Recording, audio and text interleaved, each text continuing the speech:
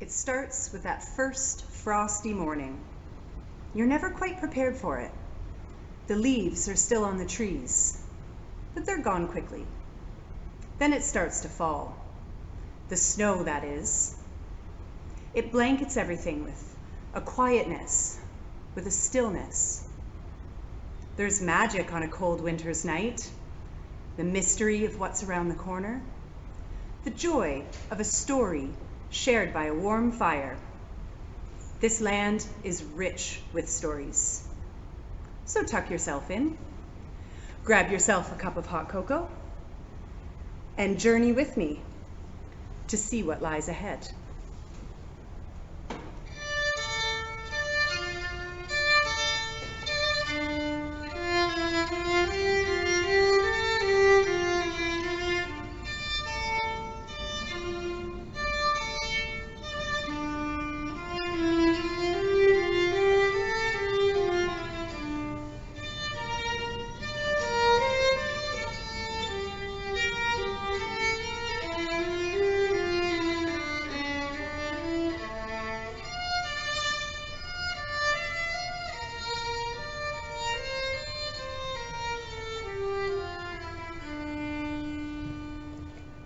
I think we're entering the forest.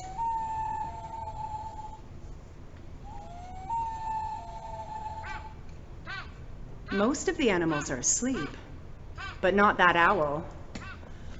I can't see it, but I'm pretty sure that it can see me. Now I get the feeling that this isn't an ordinary forest. I think that this is a magical forest.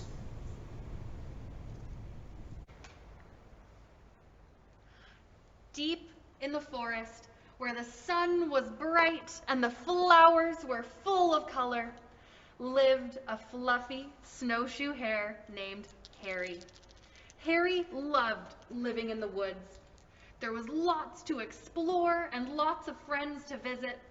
Every morning, he would greet his friends, from the little ants that crawled on the grass that he ate for breakfast, to his larger friends, Otter and Black Bear. Good morning, ants. Hello, Black Bear. Hello, Otter. Harry had a very happy life, but sometimes he was sad because he thought his brown fur was too boring. I wish I had shiny black fur like my friend Black Bear. Beautiful. Or maybe silky smooth waterproof fur like my friend Otter. Gorgeous. My fur is so dull compared to theirs. Harry continued on and played in the woods. He ate lots of grass and leaves and laughed with his friends. But then the air started to get cold, and the days got shorter, and something amazing happened. Harry noticed that he was changing. His fluffy brown fur started to turn white. This made Harry very excited. Every morning, before he would say hello to the ants and ate his grass, he would check to see how much new white fur he had. Every day, there was more and more white and less brown. My boring brown fur will soon be gone, and I will have beautiful white fur. Not long after that, the ground was covered in snow, and Harry was covered from head to tail in the fluffiest, whitest fur he had ever seen. He was so excited. He just couldn't wait to show his friends. Just wait until Otter and Black Bear see me and my new fur. Harry hopped through the forest looking for Black Bear. He hopped and hopped and hopped until finally he found Black Bear, who was sound asleep in her den. Harry hopped on Black Bear, trying to wake her up. Black Bear, wake up! You have to see my new fur. Wake up, Black Bear! Despite Harry's best efforts, Black Bear slept and slept and slept. Black Bear always liked to sleep during the winter. Black Bear is too sleepy. I should go hop down to the river and go find Otter. So Harry hopped and hopped and hopped until he found Otter. Otter, my wish came true. Look at my beautiful fur. Harry, is that you? I can hear you, but I can't see you. All I can see is the snow. Harry looked around and realized that his fur was the exact same color as the snow. His new white fur made him invisible, and his friends couldn't see him. Oh, Otter, I don't know what to do. I wished for new fur, but now I'm the same color as the snow, and no one can see me. Harry was very sad. He missed his brown fur. There, Harry, it will be all right. Why don't we go find Coyote? They will know what to do.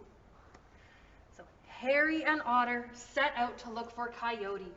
Although Coyote was known for their tricks, they were also a very kind teacher. They would be able to help. Now it took them a while because Otter couldn't see Harry and they didn't want to lose each other in the snow. But after traveling for a long time, they finally found Coyote. Coyote, I wished for white fur, but now I'm the same color as the snow, and none of my friends can see me. How can I undo this wish? Oh, Harry, everything will be all right. You see, you have special, magical fur that will always change color. In the winter, you'll be white, so you can be out of sight and safe from the mean animals that might want to eat you. But do not worry, your brown fur will soon return. Once the snow melts and the flowers bloom, you will have your brown fur again. Harry was very relieved to hear that. He missed his brown fur and was happy to hear that it would come back. Oh, Coyote, thank you so much. I promise to never wish away the color of my fur again, because I am perfect, just the way I am. And with that, Harry and Otter went on their way to tell the other animals about Harry's magical fur.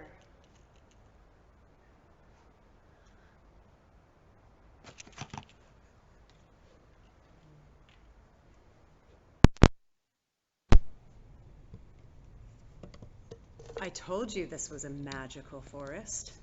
I think there's some friends around the corner that might want to meet us.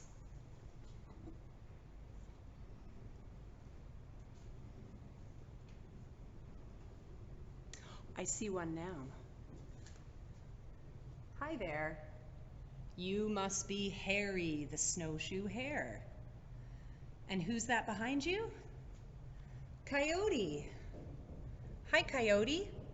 Coyote's a wise teacher. What's that, Coyote? You're Sencleep. Very nice to meet you, Sencleep. Can you hear that drumming? I think it's coming from around the corner.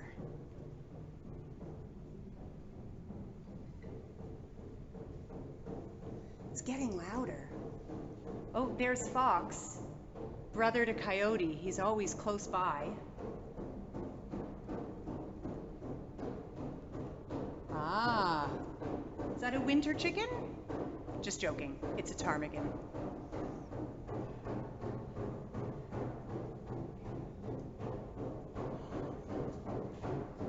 Hi, Mr. Snowy Owl and Mrs. Snowy Owl.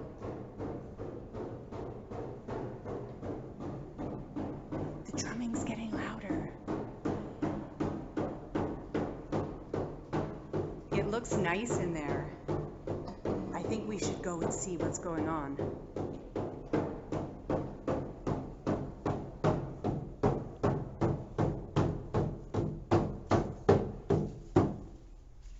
Well, hello and welcome to my winter home, also known as a kuchi. Now, winter is always a special time for the Okanagan people because it's the time when we stop working out on the land during the summer and we come home and we all come together inside this nice cozy house and we spend the winter together where we sing, we pray, we dance, but most of all, we tell stories. Now, the days are getting a little bit shorter, which means the nighttime's coming a little quicker. And because it's dark really quick, it's always fun to tell a little bit of a spooky story. So the one I'm going to teach you is about being careful about what's out there in the dark. This story is called Coyote Defeats Skarola. Now, Skarola is a very tall woman, and she lives in the forest. And she looks after animals, and she looks after plants. And this would have been okay had she not had a taste for human flesh. So what she would do is at nighttime, if there were any children outside that weren't inside their house, she would scoop them up and she would either gobble them right there or she would save them for later in a basket she kept on her back. And pretty soon a lot of kids were going missing, and the people of the village cried out for Coyote to help them. Now, Coyote is a dad himself, so this hit a little close to home for him. And he went into the forest to look for Skarola. And as he's walking through the forest, he finds her, which wasn't hard because you got to remember Skarola is a massive woman. And when he comes up close to her, he can see that Skarola has big yellow eyes. She's got ugly teeth, really long fingers, and a fat wobbly belly. And he yells, "Hey, Skarola!" Well, she stops and she turns around and she sees this little coyote yelling at her. And so Coyote stands up and he says, "I hear you like eating kids." "Me too. Why don't we hang out?" So Skarola was surprised. She was happy to have a new friend. And so the two of them walked along in the forest, talking and flirting as if they're the best of friends. And pretty soon they come to a clearing in the bush. And as Coyote enters, he goes, "Oh, Skarola, I'm so hungry. Let's eat." And she says, "Oh, okay." So she takes off her basket and she tumbles out the little kids that she had collected. And as she went to eat one, Coyote goes, "Oh, Skarola, you eat them raw? Oh, you have to cook them." "Oh, I never had a cooked child before." He says, "Oh, cooked children are the best." He says, "Tell you what, you go wash up and I'll make a nice big fire for you." And so she goes. Now when she's out of earshot, he brings the surviving kids to him and he says, "Look, if you want to live and make it back home, you're gonna have to do as I say." So he sends the kids into the bush and he tells them to bring back wood that's covered in pine pitch. So as these kids come back with the pine pitch, Coyote makes a big fire and he saves a few sticks on the side. Skarola comes and he says, "Oh, Skarola, this pitch smells amazing. You should rub some on you." She says, "Oh, it does smell lovely." So she rubs the pitch all over her body. And she goes to try and eat another child, and Coyote says, "No, wait, Skarola. Before we eat, I would love to see you dance." And she said, "Oh, of course." So he pulls out his drum and he plays a few songs for her, and he gives his drum to her and she shares a few songs with him. And when it's her turn to dance again, she's going to try and put out her best moves. And Coyote was starting to increase the drum speed more and more. And pretty soon Skarola was dancing really fast around the fire. Too fast. And as she came close to him, he pushed her and she fell into the fire. And the pitch that she had rubbed onto her body ignited. And all the kids came up with their sticks and they held her down until she was completely burnt away. When this happened, the kids all ran back home to their family, and Coyote was left behind picking her bones out of the ash. Not all of them, just a few. And he puts them in a little sack, dips them in the water where she was bathing, and he places that sack in the branch of a tree. And he watches that sack for 4 days. And on the 4th day, that sack starts to wiggle until suddenly a little owl pops out. And he says, from now on, your name is no longer Skarola, but Snina. You are the owl. And he says, you will never be allowed to physically harm anyone ever again. Instead, you're going to be a careful guardian for those who are outside. And so, today when we see the owl, we know that she's just there to look after you. So yeah.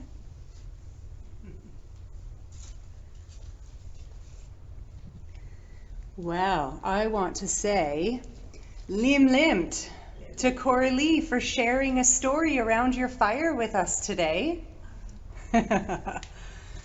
And it's time to head back out into the forest to see what we can see.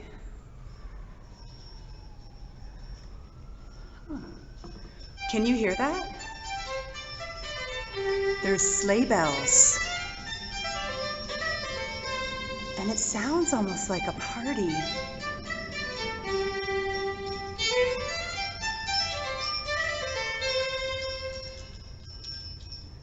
It looks nice and cozy in there.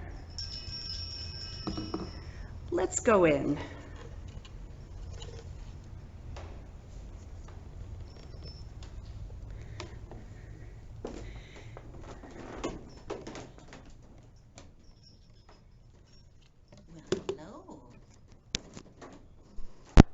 I'm going to tell you a story that happened in Okanagan over 100 years ago. It's about a 6-year-old girl named Agnes, but her family called her Nan. Nan's first Christmas in Kelowna was so cold that the lake froze all the way across. Townspeople flooded down to the lake, some with skates, and they challenged each other to go all the way across to West Bank. Well, Nan's big brother was quite a bit bigger than she was, and so he zoomed off. But Nan's legs were too short, so she stopped in the middle of the lake and looked around. She couldn't believe she was standing on a lake. And you know, Nan's house was near Mill Creek. And so on their way home, Nan and her brother skated from the lake up the creek as far as they could go. Can you imagine that? It was pretty bumpy, so they fell a fair bit. In fact, Nan said, the ice is as hard as rock, and it's so cold. Let me tell you, it is so cold, she said. I'll show you how cold it was. It was so cold that the milk froze right in the bottle and popped the lid right off. Oh, and I've got some other things to show you too. Look. Skates. Can you imagine gliding across Okanagan Lake with these strapped to your boots? And oh, look at this. I have a picture of people standing on the lake when it was frozen over a long, long time ago.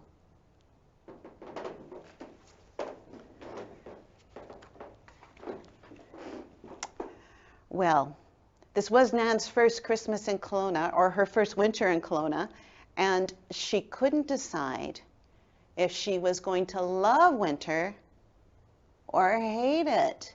The ice was so hard, and when she got home she was cold and wet, but the skating was so much fun.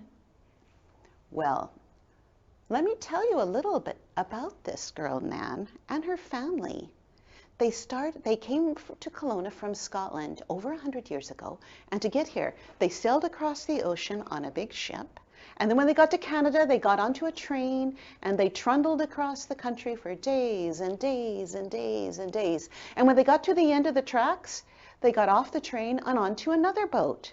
And this one had a big paddle wheel on the back.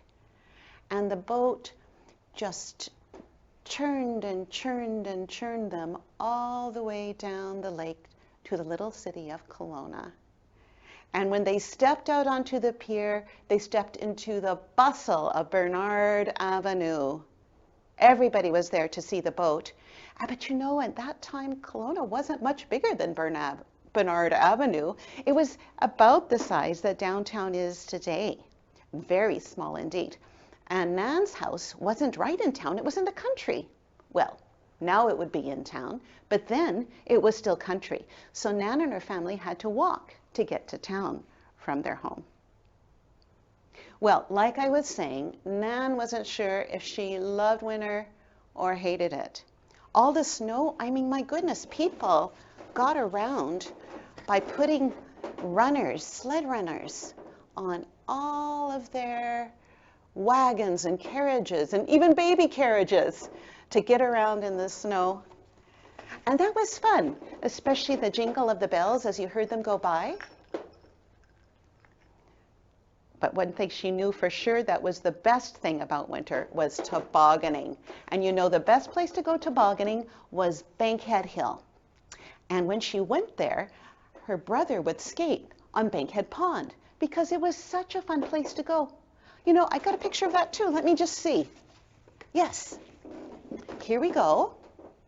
There's people, I think they're curling on Bankhead Pond, for sure. Well, Nan walked up the hill and flew down, and up the hill and flew down, and up the hill over and over and over until she was exhausted and cold and wet. And as she trudged her weary boots home through the snow, she was still astonished by the beauty of the woods and the meadows around Kelowna, the frost glittering on the cattails and the great big pine trees and the tracks of little creatures in the snow. It was kind of wonderful, this winter thing, kind of. But you know what she was the most excited about? Was the Christmas party. She knew this would be the highlight of the year. And when the time came, she and her family walked to town down dark country roads. And so when they got to the lights of Bernard Avenue, they were dazzling. And then when they pushed open the door to the church hall, it was filled with light and people and sound and smelled a little bit like damp wool. They added their galoshes to the pile and joined the party. Now let me tell you, the tables in that party, they were groaning with all of the food that people had brought. And Nan nibbled her way from one end to the other, nibbling her way through cookies and cakes and squares and bonbons and pies. Oh, she still didn't know if she liked winter, but one thing she did know, it tastes delicious. And then such a party, there were carols to sing and games to play, and people were laughing. A wonderful party. But the most wonderful part was yet to come. A hush fell over the room when two men walked to a dark corner of the room where there was a big heap of burlap sacking hiding something against the wall. And so they went over, and the two men started to unwrap the scratchy cloth to reveal what was underneath. And you know what it was? It was a tree. The biggest, most gorgeous tree Nan had ever seen. It towered right to the ceiling, and it was festooned with shiny bulbs and sparkly tinsel. And as the men lit the candles on the branches, the whole thing just seemed to be lit by an inner light. It was the most marvelous tree Nan had ever seen. And then the children got called forward one by one, because under the tree there was a gift for every one of them. So when Nan went up to get her gift, she got to put her face right in the branches and smell that delicious forest smell. It smelled like a forest had come right into the room. And it was so wonderful that something inside Nan came outside in response. And Nan thought to herself, maybe that's the mystery of Christmas.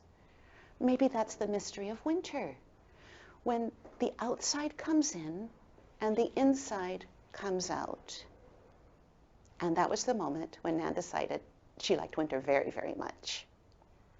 And so it was time to leave. They grabbed their galoshes from the pile. They stepped out into the frosty night.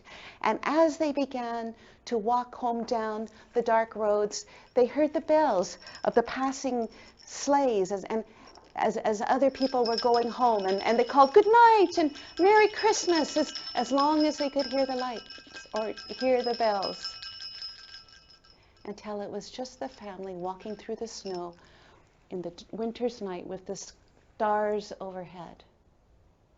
Isn't it a wonder to think that the stars that Nan saw that night over 100 years ago are the very same stars that we see when we look up into the night sky in December? And then they sang a little song to cheer them home. I wonder what song you would sing on a snowy winter's night under the sparkly stars. This is what they sing. Do you know it?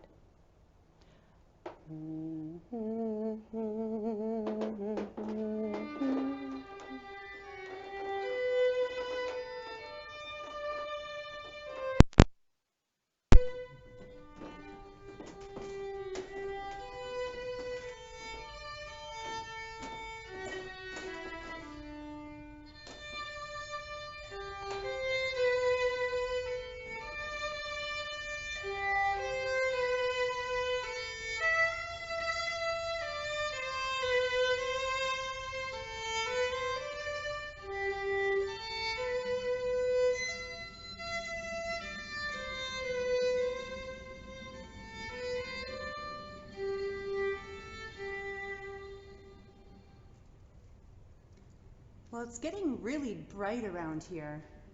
We've definitely left the forest. I think we might be near Main Street now. Look at all the lights.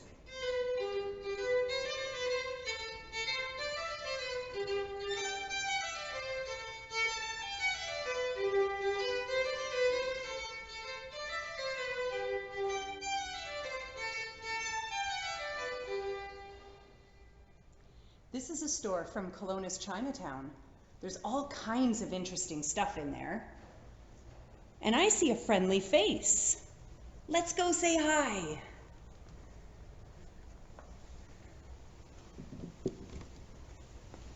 Hello everybody, my name is Victoria, I'm 7 years old. I'm Canadian but came from China. Bonjour tout le monde, je m'appelle Victoria, je suis 7 ans.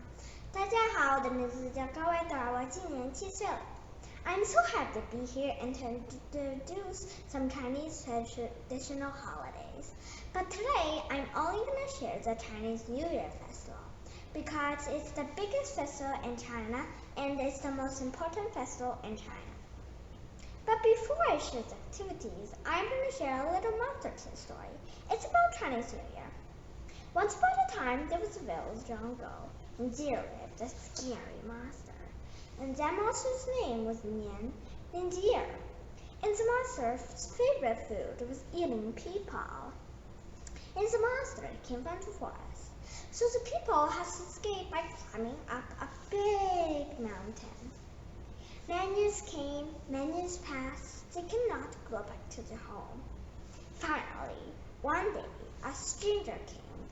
He knew a lot about Nans the monster. He says that fire, noise, and red will make the monster run away. From that day, there are fireworks and firecrackers shooting in the air, and there are red everywhere. And the monster was so scared that he ran away. And when the people saw that, they all cheered for the victory. This is the story about Chinese New Year, and now our activities. First, cleaning up. We want to clean up because we want to bring all the bad lucks and old things away. Then we go shopping. We want to go shopping because we want to get started on our new year. Then we decorate our house, such as the red pamphlets we stick on our doors and the full character we stick on our walls. And there is also a spring character. And full means happiness. And finally, we get together and have a big family dinner, and the most important food is eating dumpling. And then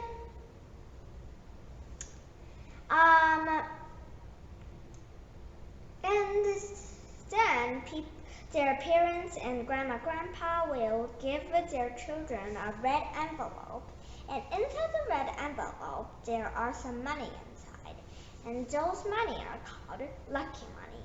And when the children got this red envelope, they will be healthy, happy, and lucky. And they can also buy whatever they want with the lucky money. And during Chinese New Year, people will go outside and watch the fireworks and firecrackers shooting in the air.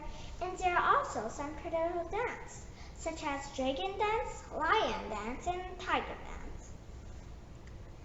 And the people will also play some games, such as card game, and mahjong is a kind of game that is special in China. And during Chinese New Year, people will visit their relatives and friends. And people will say, 新年快乐, 恭喜发财, means Happy New Year, wish you're lucky and rich. These are the things I know about Chinese New Year, and hope you guys like it. Thank you.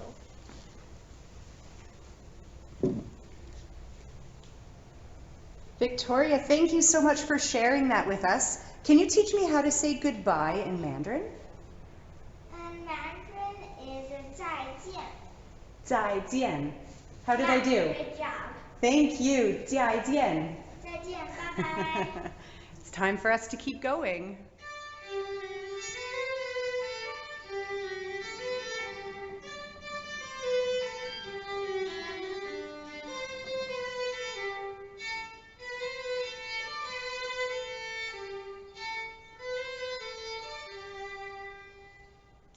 We're almost at another general store. It must be bustling at this time of the year. They always have the best Christmas gifts here. And the owner, she always has a special little Christmas tree.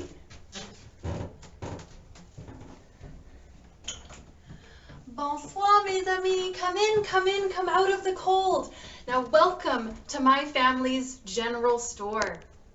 Now, my family and I, we are originally from France, but like lots of other families that have come to the Okanagan from Europe, we have come here to start a new life. And now we have a beautiful general store here on Main Street. And let me show you some of the exciting items that we have for the holidays. Our first one is a butter mold. Now with this beautiful design imprinted on the butter in your home, it's sure to add some festive cheer. And we also have a potato ricer. So with a potato ricer, you'll take a cooked potato, you put it right inside here, squish these two pieces together, and all of the potato will get pushed out of those little holes. Now once you've riced all of your potatoes, you gather up all of the pieces and mash them together, and you will have the fluffiest, most delicious mashed potatoes. Now this next item is a little luxurious. So we have a hair grower, and here's a picture of what it looks like all put together. It is guaranteed by the bank to give you luscious locks. So you'll take this part and you'll stick it on your head, and then there's a little opening right here for a tube which connects right over here. And then you'll pump this piece and it will suck the hair right out of your head. A luxurious gift indeed. Now I always have something for the kids. Here I have a jar of bonbons, also called candy. Now, for anyone who can guess how many sweets I have in here, you might get to have a little treat yourself. So these are just some of the items that we have here in the general store this season. But enjoy your walk through Kelowna. I'm glad you stopped by, and I hope to see you again soon. Au revoir.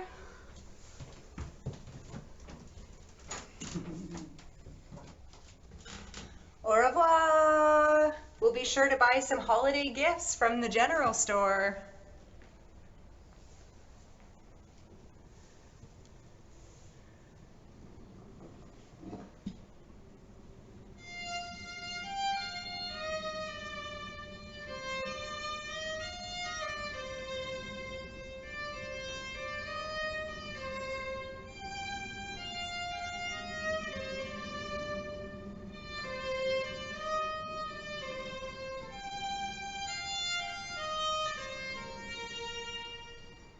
It's a beautiful Christmas tree, a perfect spot for us to rest. Now, when Kelowna was just a young town, a brand new town, people came from all over the place, hoping that this rich, fertile soil would provide a good life for them. We know that people came from places like France and from China. Some of the earliest settler families here came all the way from Italy. And some of those families, their ancestors are still here today. Now, I imagine some of those Italian children, their first Christmas in Kelowna, they might have received letters from their grandparents back in Italy. My bambini, your first Christmas in your new home. Just because you're far away doesn't mean you can forget La Befana. Only good little boys and girls will receive sweets and treats on their pillows. Naughty little boys and girls will get onions, garlic, and coal. So be good, my bambini. Do what your parents say. Help out as much as you can, for La Befana will know. Ah yes, La Befana, the Italian witch that flies around on her tattered broomstick, bringing sweets to boys and girls. As the legend goes, La Befana, she was just an old woman, and she was always cleaning her house. She was always just sweeping away. One night, 3 Magi stopped for a rest on their way to visit the new baby king. And the next morning when they were setting off, they invited La Befana to come with them. And she said, I couldn't possibly. I have too much housework to do. Later that afternoon, she was just sweeping away, and she changed her mind. She thought, how could I miss the opportunity to meet the new boy king? So she grabbed some sweets as a gift. She grabbed her broomstick, and off she went. But she was too late. The 3 Magi were long gone, and she never did find that boy king. So now, every year on Epiphany Eve, she flies around on her tattered broomstick, visiting all the boys and girls' homes in hopes to find that boy king. Now, this is just some Italian folklore. Who would believe such a thing? I only come and visit good little boys and girls who are already in their beds, asleep.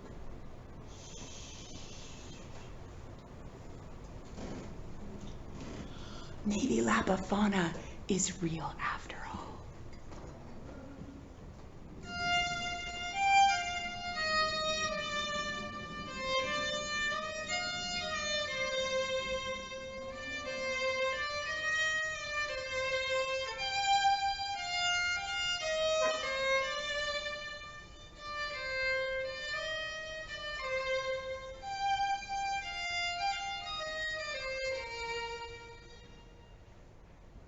I love a good story.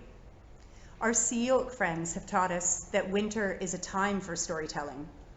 And it feels right, doesn't it? Tucked up, warm in bed while it's cold outside. Well, now the stories have been told. The hot chocolate has been drunk. And it's time to say happy holidays and good night from your friends at Kelowna Museums.